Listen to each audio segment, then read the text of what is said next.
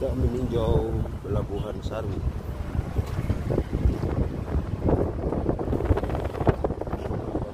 Bapak Gubernur, Bapak Triwarno dan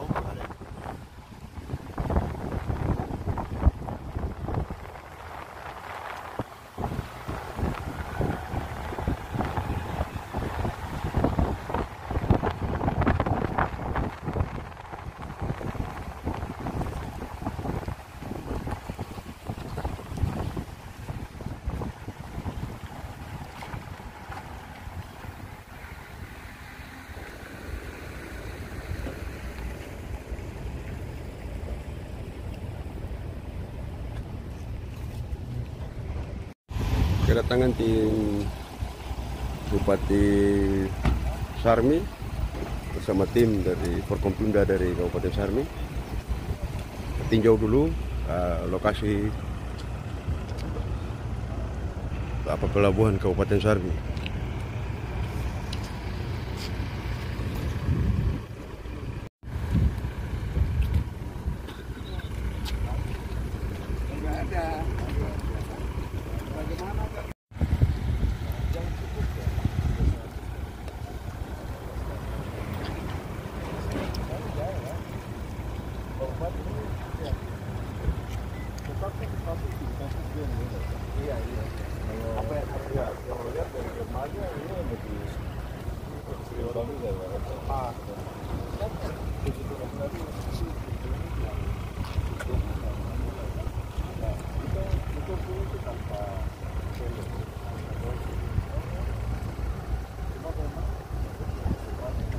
Kita meninjau dulu kesiapan dari pelabuhan Sarmi untuk mungkin kapal putih bisa bersandar di sini.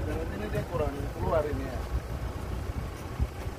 Tidak kita pelabuhan ini memang begini.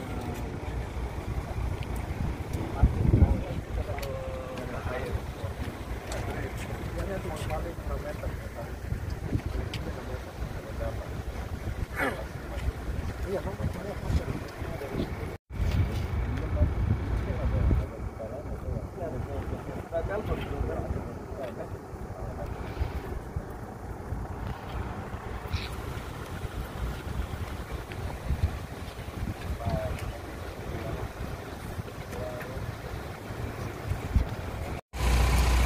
kalau kita lihat sejenak ini hampir sama dengan di Waropen ya.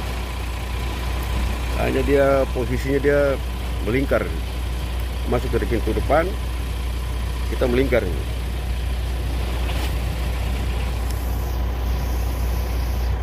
Jadi inilah kontur pelabuhan di Kabupaten Sarmi.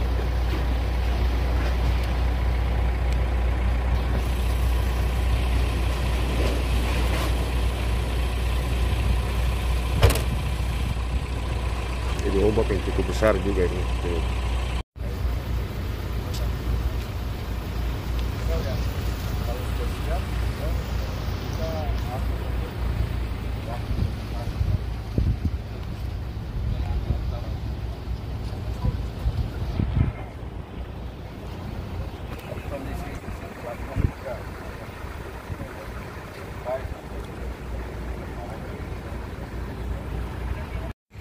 Ini adalah Port of Sarmi.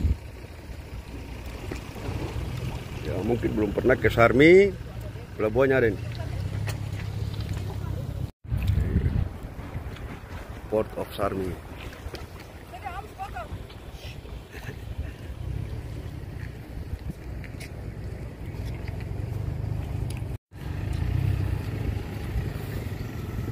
Jadi kemungkinan pelabuhan ini akan dikembangkan jadi pelabuhan besar nanti untuk Kabupaten Sarmi. Ya, tentunya kita juga membutuhkan doa, dukungan dari masyarakat Sarmi agar kita punya infrastruktur transportasi laut juga lebih dikembangkan lagi. Hari ini lah, kota Sarmi juga indah. Kota ombak Sarmi luar biasa, keren. Kota bersejarah juga nih Bu, untuk di tanah Papua dia termasuk kota bersejarah juga.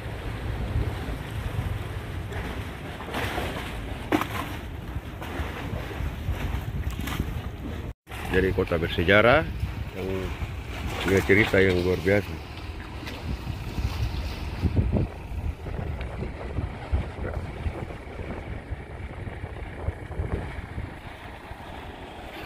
Jadi untuk para traveler, vlogger-vlogger, atau yang teman-teman pemancing mania, kalau bilang mau jago-jago tarik ikan, coba datang tes ke Sarmi. Ya, Kabupaten Sarmi juga salah satu kabupaten yang sangat luar biasa di Provinsi Papua. Dan kemungkinan kedepannya ini akan infrastruktur pelabuhannya akan dikembangkan lagi supaya bisa masuk kapal pelni, karena sementara ini Kabupaten Sarmi masih mengandalkan kapal pesisir yaitu Sabuk Nusantara dan kapal cepat Cantika ya kalau tidak salah, dan juga ada didukung dengan bandara kecil ya, pesawat juga bisa. Tapi saat ini pemerintah harus betul-betul berkonsentrasi membangun infrastruktur yang betul-betul tepat sasaran dan bisa dinikmati oleh seluruh masyarakat yang ada di Kabupaten Sarmi. Daerah kabupaten, kehutanan, perikanan, harus ada potensi apa yang ada di kabupaten. Nah ini potensi apa tinggal balik yang harus ada di kabupaten yang bisa ya mau keluar.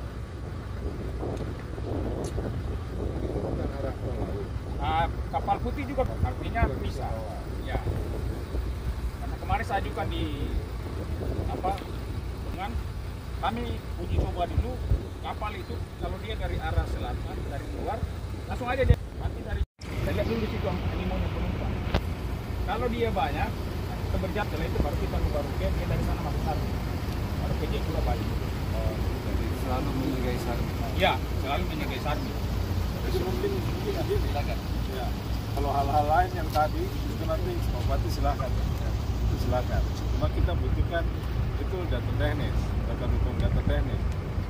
Ada Kepang OPT, dari Perhubungan berbeda. Data teknis yang kita siapkan dan minta waktu presentasi di Direktorat Lalu Lintas Angkutan Laut. Masalah pelni seperti kita di Waropen kan tidak ada pelni. Ya. Tapi kita bawa dulu pelni dari Yapen. Mereka atur bongkar muat semua di situ. Nah kemudian masalah penumpangnya lihat animo setelah dari Jayapura berapa yang naik itu tidak. Jadi SK trayek ditetapkan. Nanti kan semua tahu jadwal pelni. Seperti kita Waropen waktu standar perdana itu penumpang turun di Waropen itu 200 orang. Sudah naik dari Surabaya. Karena mereka sudah tahu bahwa kapal Dorolonda ini dia Surabaya Jayapura via Waret ya. Itu sudah banyak orang Waropen ikut dari Surabaya, dari Makassar. Jadi turun di Waropen itu penumpang turun 200. Penumpang naik hanya Waropen Jayapura itu penumpang naik 90-an. Nah belum yang ke arah barat. Jadi mungkin teknis yang perlu dulu untuk kita presentasi supaya mendapatkan SK trayek. Memang SK trayek yang sekarang ini kan berlaku 1 Januari sampai 31 Desember 2025. Di situ tuh kejar presentasi supaya nanti kita diundang ke Rakernas Perhubungan. Nanti finalnya di situ apa kita masuk dalam SK trayek. Nah, itu yang kita lakukan di Waropen kemarin gitu.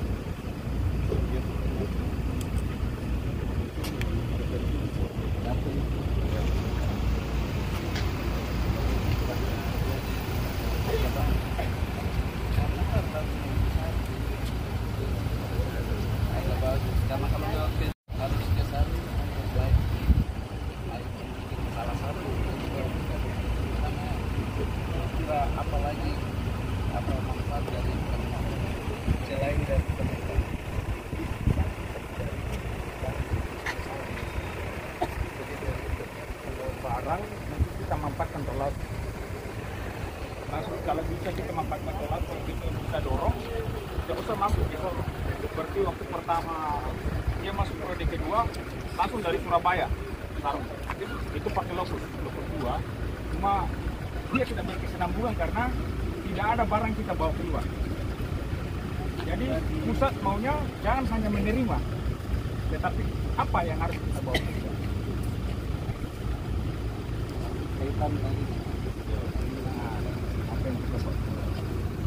Bisa kita pakai sampai bulan pemilik barang. Subsidinya subsidi angkutan, kontainernya juga. Jadi dia 15 juta kalau subsidi sampai kita 50 juta sudah sampai kita pemilik barang. Kalau macam semen apa semua itu termasuk kebutuhan pokok itu masih subsidi. Kecuali macam mobil, ya itu industri.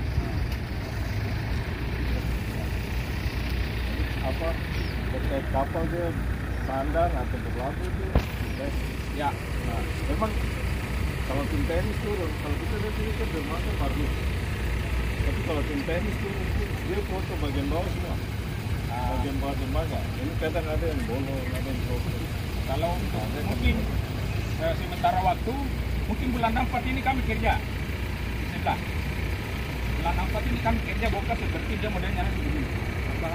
Ya, jadi kami terlebar. Kemudian di bawah ini kan sudah propos. Kemarin tim sudah datang, makanya bulan 4 ini kami anggaran sudah turun, kami kerjakan.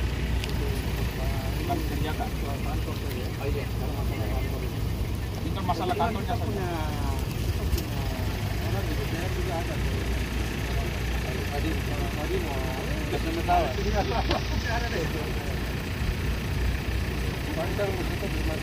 Ya, kalau panjang dermaga keseluruhan ini 113 meter.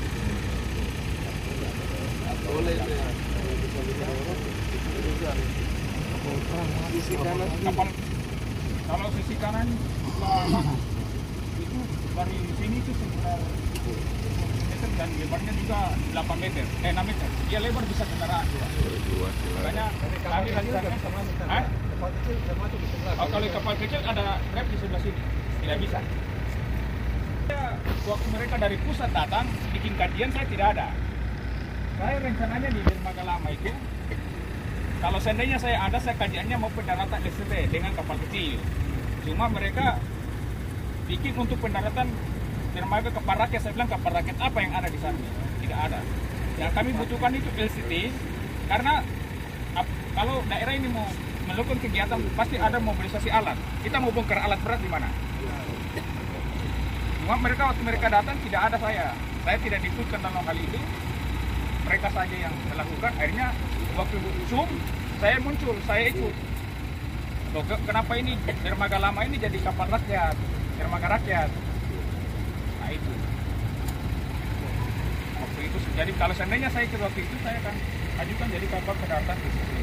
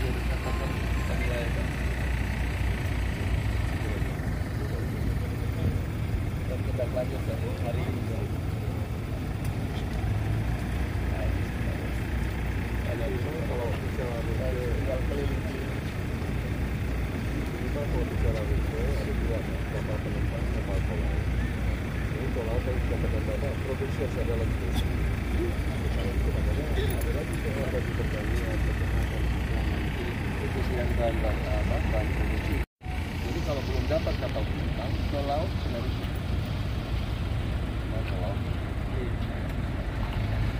jadi ada dua versi. Ada versi dua. Kita yang mau dahulukan mana dulu?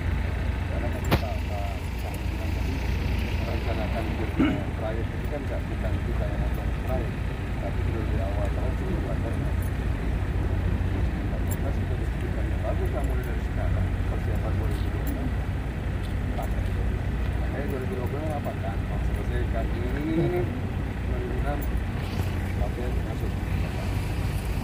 timur, dari Pemda ada kami akan tentang kami dari laut kan adalah untuk kami di sini sebagai pelaksana TNI di daerah. Jadi kami selalu mengatakan bahwa cuma selama ini memang kami sebagai anak kiri dari Pemda, terus terang saya katakan kami tidak pernah di Jawa karena apa yang dari pelabuhan. Saya bilang memang kami orang vertikal.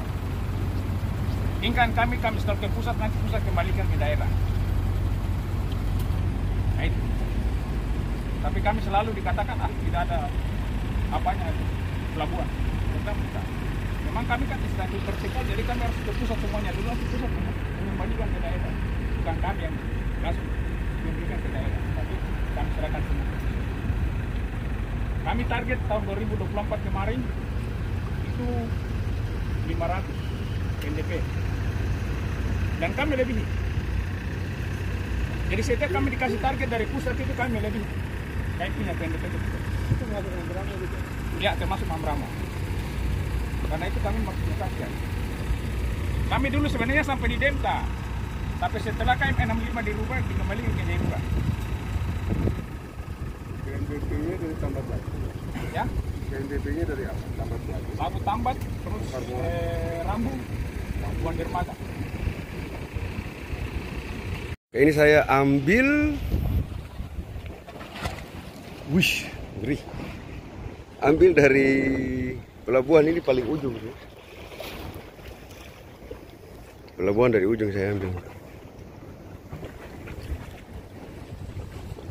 Ombaknya luar biasa ini, pulau Kota Ombak. Kota Ombak dan juga Kota Seribu Jembatan. Kota ini memang unik, paling unik juga di Papua ya. Kota paling unik juga di tanah Papua ini. Ya, luar biasa. Yang anak-anak Sarmi bangga dengan apa? Kota Ombak Sarmi ya, harus bangga. Terima kasih buat seluruh warga masyarakat Kabupaten Sarmi sudah menerima kami mengikuti acara Sertijab di Kabupaten Sarmi. Tetap semangat, kita bersama-sama mendukung kepemimpinan Bapak Domingus Cetau dan Ibu Jumiarti sebagai Bupati dan Wakil Bupati agar bisa membangun Sarmi jauh lebih baik ke depan. Thanks for watching.